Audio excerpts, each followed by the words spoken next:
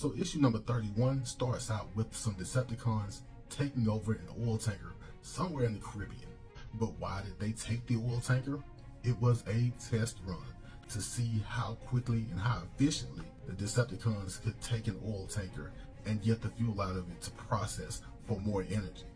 They're doing this because Ratbat is here on Earth and trying to figure out why the Decepticons are using way more fuel than they're gathering. And while this operation, led by Shockwave, did go over smoothly, he gets on Ratbat's bad side. He tells Ratbat that he can clean this operation up without using humans because they are unreliable. And Ratbat tells him he's already using humans.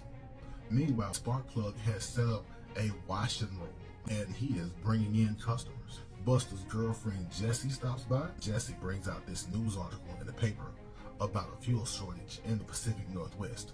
We also catch up with GB Blackrock. Of course, he is our resident oil tycoon. He is opening up and franchising the wash and roll car washes. I bet Ratbat has something to do with it. Later on, Jessie comes back with her brother's car and she's gonna be the last wash of the night.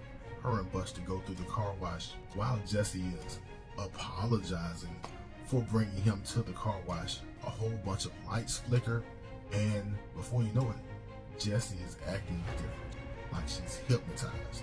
So Jessie leaves and she heads over to the Black Rock factory where we find her and others dumping fuel out of their cars. If you remember last issue, when the Triple Changers showed up, they showed up to find a wealthy Earthling in the oil industry.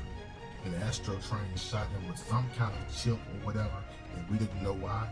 This is why.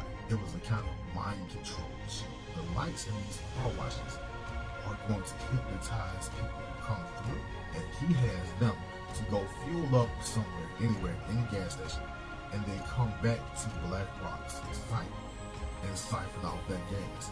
And that's how he plans on getting extra energy using humans. Buster gets to go one-on-one with Ratbat, but before he went one-on-one with Ratbat, he shined a bright light in Jessie's face to break this trance, and it indeed broke. Jessie would repay the favor by hitting Ratbat with a car, freeing Buster. Buster climbs up this building and strikes the signage on top of the building, creating this bright light and knocking everyone out of the trance. Those humans were enough people to drive Ratbat away, and that is how we save the day in Transformers issue number 31.